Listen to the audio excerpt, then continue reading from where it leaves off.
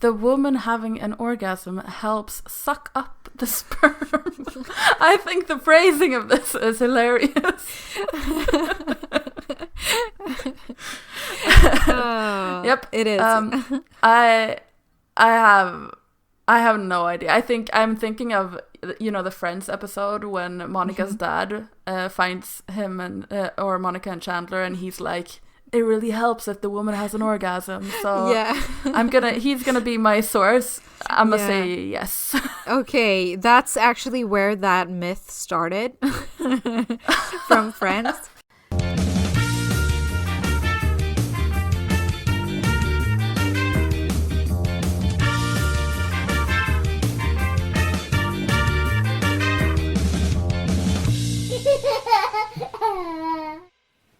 Hello and welcome to another episode of Pregopod. I'm so excited to be doing this episode. It's featuring one of my favorite people in this world, Petra from Sweden, and we're discussing myths and truths about pregnancy, but also like getting pregnant. And this is a 2-part episode, so this is just the first part, and then next week you're gonna hear the next part. But without further ado, let's just jump into it, and I hope you enjoy. This is such a bad day for me to be recording, actually, when I think about it, because this morning I met up with a few Swedish friends, and then I had a house visit in Dutch, and before calling you I spoke with my mom in Urdu, and now I'm supposed to speak English. It's not working out very well. It's a real challenge. I'm gonna let you do the talking. Okay, welcome to my podcast, everyone. I think that's better. But what have you been up to lately? There's been a lot going on, actually. The thing that I am most proud of this week is I've completed a translation that I've been pushing up for almost a year. When I worked in one of the hospitals, we noticed that there are a lot of Indian women coming in, giving birth, but they couldn't speak a word of Dutch. They didn't understand, and communication was so difficult with them, and we had so much trouble with those women. And it's like a specific group of women. Like even when they're trying their best, sometimes communication just doesn't go the way that you want to. So the midwives in this hospital or in this ward asked me to kind of translate a few sentences that they said. They didn't tell me it was 10 pages. Oh. Yes, and you want to do it perfect, so I've been doing this for I think the last 6 months. But I've been working really slowly and with a couple of translators to get the document really, and it's been so much fun too. I don't want to say that it's all been bad and really difficult. Like for example, there are some things that I just don't know how to translate into Punjabi. So like translating, I'm gonna give you medication vaginally, it was so difficult. And then you really want to be able to communicate that before you do it. Exactly. Yes. You want to tell those women, I'm gonna go up your hoo-ha. And so I found out the word for uterus. So I was like, we're gonna put this medication right in front of your uterus or cervix. So you have to work like that. And also, like, have you had any bloody discharge? Asking that in a nice way in Punjabi is like, have you had any blood in your underwear? Or Oh. and often when they come in like that, you're supposed to be asking questions like, oh, have you had sex with your partner? And that was also like really difficult. So I actually spoke to this older Punjabi woman that had a lot more experience with with the language and the way that you're supposed to say things so that they also understand. So basically in Punjabi, what you say when you talk about that, you say, have you been speaking to your husband?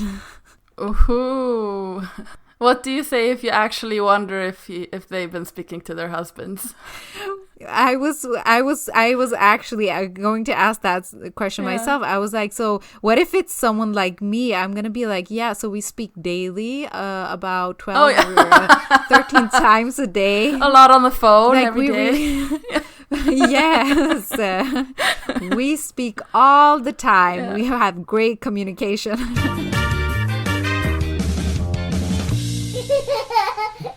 For our next segment, what this episode is actually about, it's going to be about myths and truths about pregnancy and childbirth. There are a lot of misconceptions around this topic, and I feel like in every culture you have like certain sayings, and we're just gonna sort those out. What is a myth and what is the truth? Great. I think I will I won't know a lot of these. We found some really good ones, I feel like. So they're divided up into different stages, right? Mm-hmm. So about getting pregnant, we have the first one. And the myth is, if you don't get pregnant after a couple months of trying, something is wrong. Yes. So what's your initial reaction? I think no, because I know a lot of people they need to wait a long time before they actually get pregnant. And that I've heard that even if, the stars align, you're as fertile as you can be, you have sex on the exactly right day and time, it's still not like 100% you're going to get pregnant. It's still quite a low percentage. I've heard. So I think it takes, I don't know, maybe you can try a year, and if nothing happens by then. Exactly. Maybe? You hit the nail on the head. That was the perfect answer.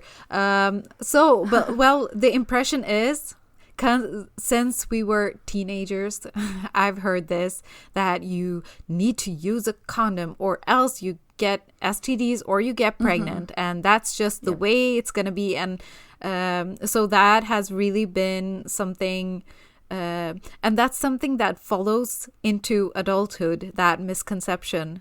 Okay, that is true, you can get pregnant, but it's not that easy. First of all, like, there's an egg and a sperm that has to mesh perfectly.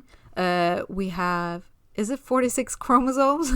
We have 46 chromosomes and they have to like, it's a biological process. Everything has to be perfect in order to get that child. And that's why I think a lot of people say that babies are miracles, because it's not that easy.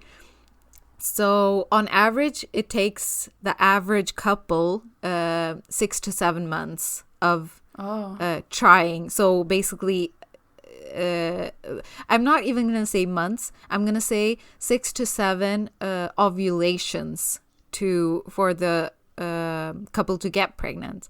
So if you don't get pregnant right away, it's not the end of the world. It's not like you're infertile or subfertile.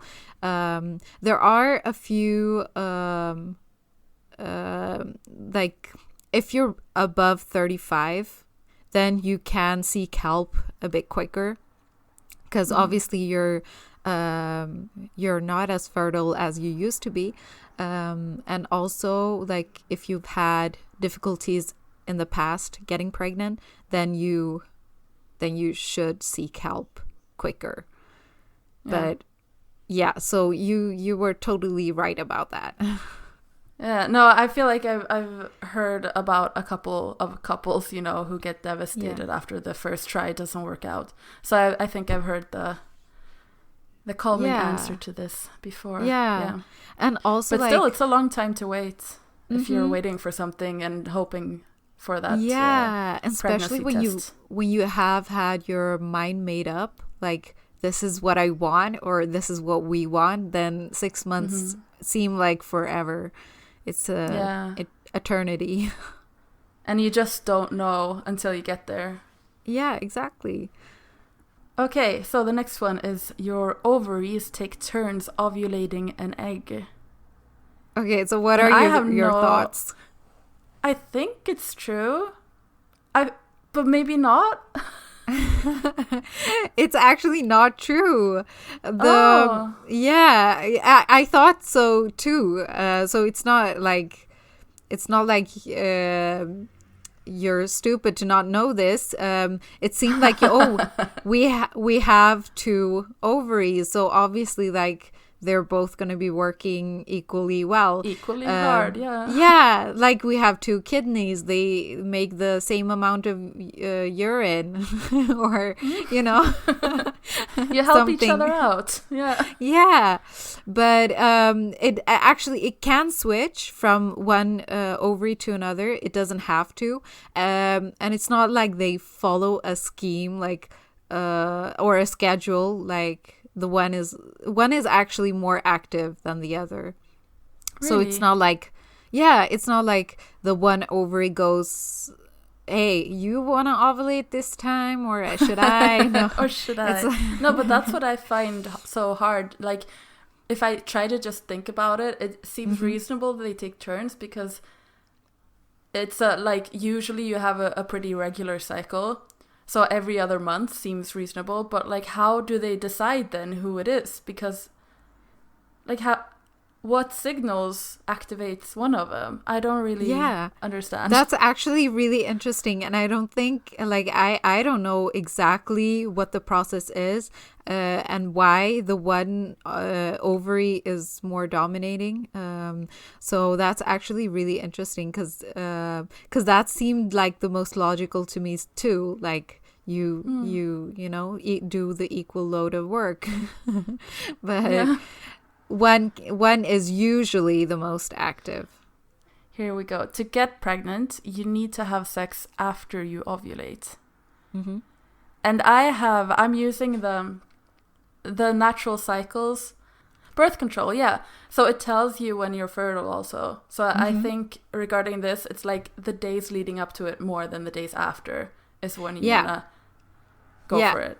Exactly. Yeah. So you don't want to get pregnant at this time, so you're using as a birth control. So you know that the days before ovulation are the most dangerous. But if you actually want, but if you want to get pregnant, you have to have sex before the ovulation. Because once you ovulate, you have like a 12 to 24 hour window, and after that, the egg expires.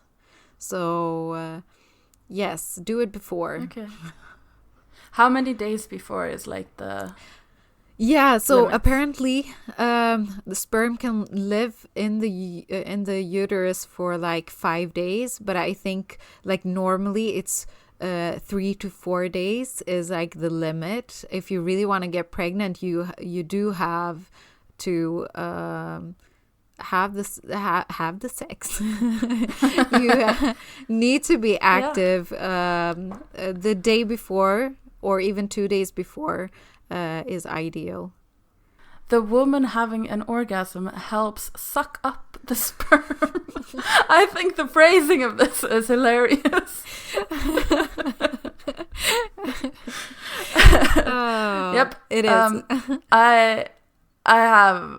I have no idea. I think I'm thinking of the Friends episode when Monica's dad finds him and or Monica and Chandler, and he's like, it really helps if the woman has an orgasm. So he's gonna be my source.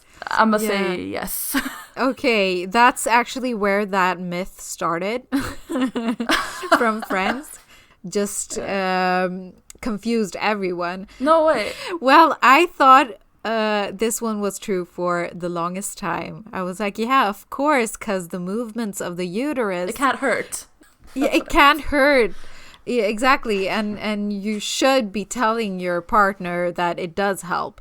But actually it doesn't have, like, research show that it doesn't affect your chances at all. But I'm also very curious as to how they conducted these research. Like, what did they do to know? Like, isn't that interesting? Yeah, they were like, did true. you? Yeah. And did they control, or did they just ask the women, or did yeah, they, like, exactly. actually check? Yeah, did they, like, go in with cameras? And, like, when also did the woman... Yeah. If the woman comes has an orgasm, like, before or after the guy, does that also make a difference then? Interesting. I mean, obviously it doesn't work at all. So it's very, very interesting. I would like to know how they came to know this. But as far as we know at this point, it's a myth. So the uterus doesn't suck up the sperm.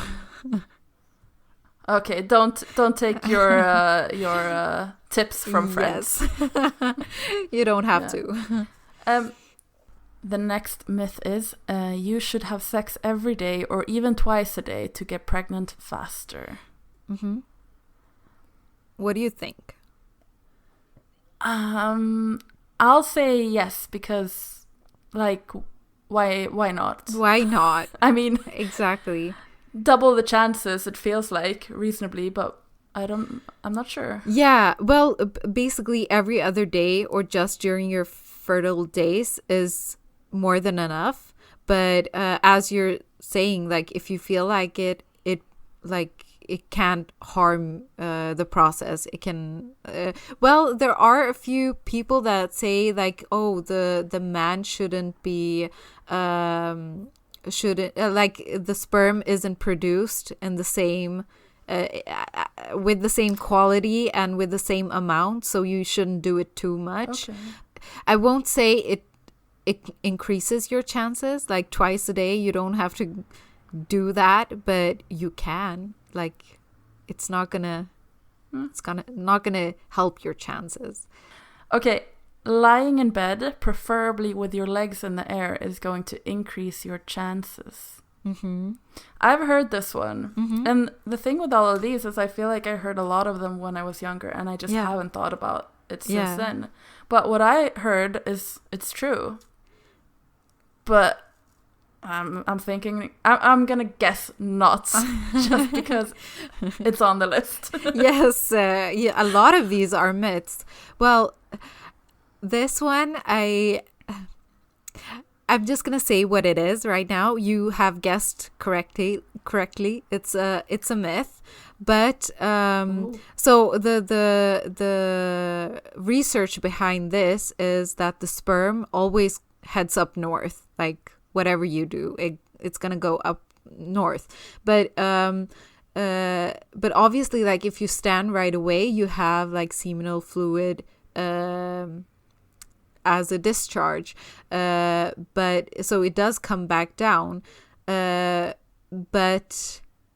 the sperm doesn't. So you have the discharge of seminal fluid, but the sperm has already, like, directly, it just heads up the uterus. Yeah, but a fun fact: well, when I was working in the IVF clinic. They always instructed the women to lay down for, like, 10-15 minutes before they went. And this is when they're doing insemination. So it's not like IVF treatment, but it's just you go up with a syringe and you actually release sperm into the uterus. And still they're like, oh, just lay down for 10-15 minutes. But I do think, so I was like, oh, there has to be some logic in that. But apparently, I think it's more of like a mental relief that, oh, we've done everything that we can to ensure that she's going to get pregnant. So, okay. Yeah. To feel in control. Yeah. And I think if that helps you, like putting your legs up in the air, why not? Like, do that. Yeah. But research shows it doesn't really matter. Doesn't matter. Just a placebo, maybe a relaxing. Yes. Do the placebo. I like the placebo. Okay, the signs of ovulation are always obvious. Mm-hmm. I'll say no. Because I feel like this might change for a woman also over her lifetime. Like the symptoms change. And yeah, that's very true. So yeah, exactly. The signs of ovulation are not always very obvious and not for everyone. But I feel like everyone can learn when they're fertile. And I feel like if you want to get to know your body as a female, you have to kind of be, you have like your natural without any hormones type of body. You can really get to know where you are in your cycle, like if you're ovulating or if you're in your luteal phase, through temperature charting or like seeing your cervical, what do you call it, mucus, and also like if you do ovulation prediction tests, that's very obvious. So just get to know your body.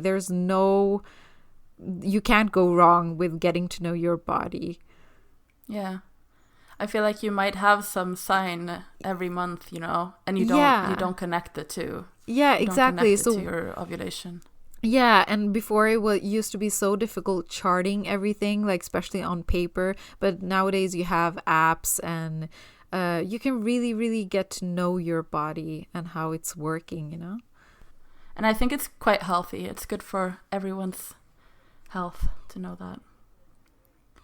The next one is that age doesn't matter for men.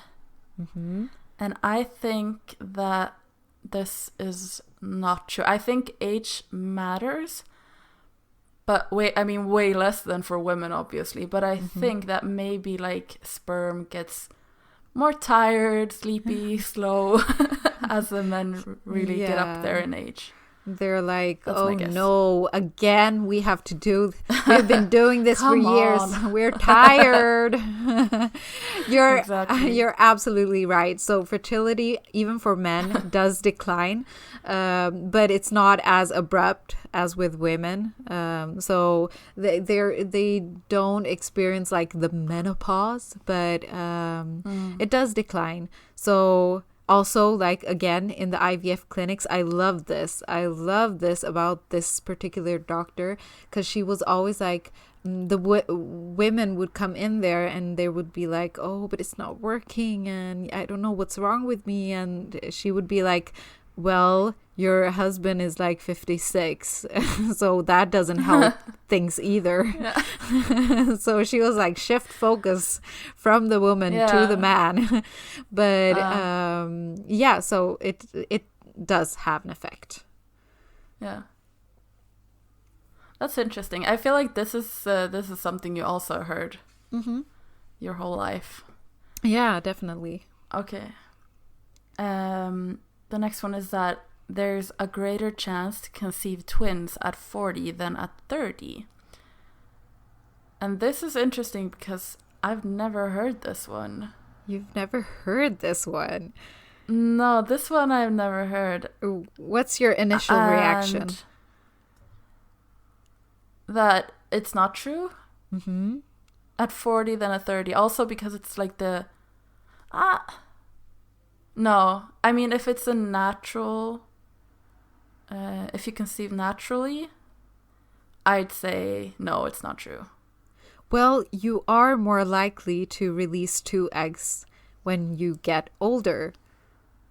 Really? Yeah, and it's like, it's very weird that that's how it works, but I think like the body's like, oh, we have all these eggs. we need to, like, we want to go into menopause, so they're just like, okay, let's just release 2 a month so we get yeah. Exactly. So I think that's how it works, but it is true. I don't know exactly how it works or why women at 40 tend to ovulate 2 eggs instead of 1, but I think that's probably how it works. The ovaries finally sync up. Yeah, they're like, okay, we do it together then. Yeah, they're finally friends. Yeah. So nice. Okay, next one is birth control causes infertility. Mm-hmm. And I think this is not true because I feel like this, I don't know.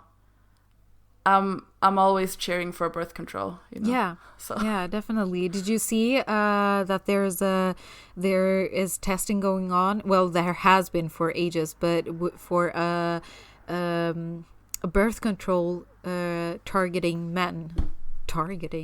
but specifically for men. Yeah, for men. Yeah. Yeah, that's so interesting. And they're still testing, like trying to get guinea pigs, but male guinea pigs to try this out. That's really, really interesting. Well, I'm just gonna throw this out there. This is completely false, but I see this in a lot of different cultures where women refuse to use hormonal birth control because they're like, oh no, this is gonna mess up my whole system. But there has been extensive research on this topic, and it doesn't increase any risk of infertility. And once you stop taking it, your body just goes back to normal. Yeah. Yeah. Swings back. Yeah. So, okay. That's good to hear. Yeah. It's synthetic hormones, but it's still so similar to our own hormones, so they just increase that level just a little bit. But I do see this coming up a lot where not only women but their husbands are really, really concerned about how it's going to affect the future if they're planning on having more kids. Yeah, if you've heard it a lot, I understand why you find why you would find it scary, because it's a big loss, but it is safe. It is safe. Yeah. Okay, so if you're a twin, you're more likely to conceive twins. And I think this is true. I feel like maybe there are 2 types of twin conceptions. One that is genetic and one that is just by pure happening, you know. Exactly.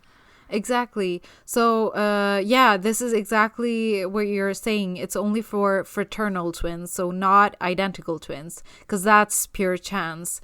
But if you are a twin, you have a genetic disposition to having twins. So this one is true. It's not. But only for the fraternal ones. Yeah. So the fraternal twins are basically 2 separate eggs. So then basically the mother has this gene of releasing 2 eggs.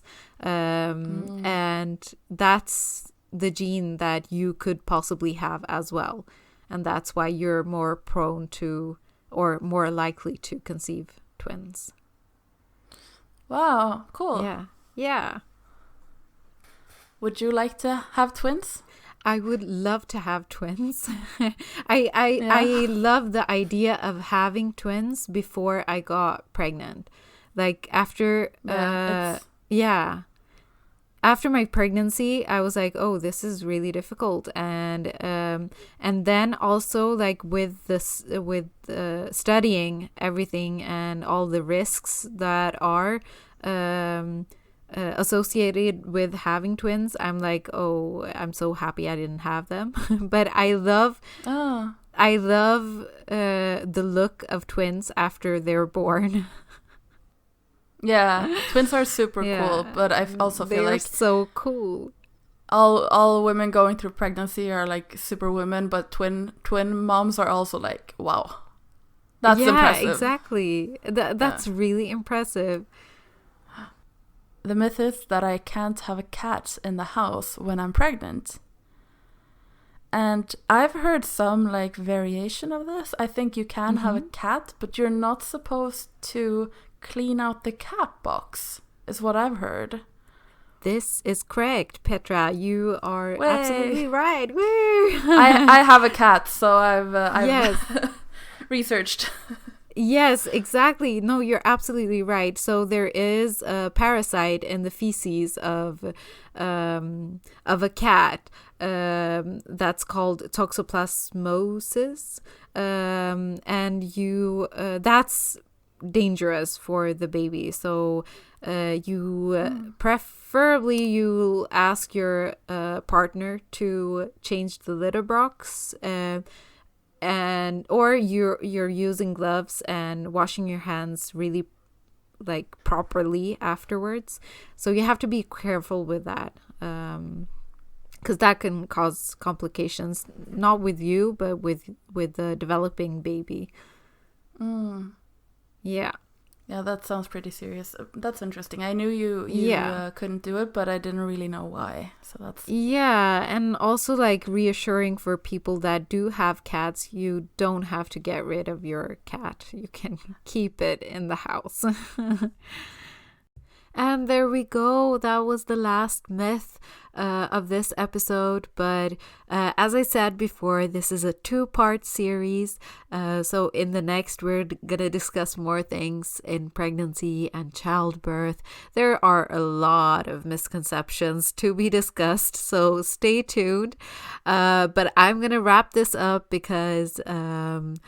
yeah, time flies when you have fun with your bestie. I hope you enjoyed this one, and I'll see you in the next episode. Bye!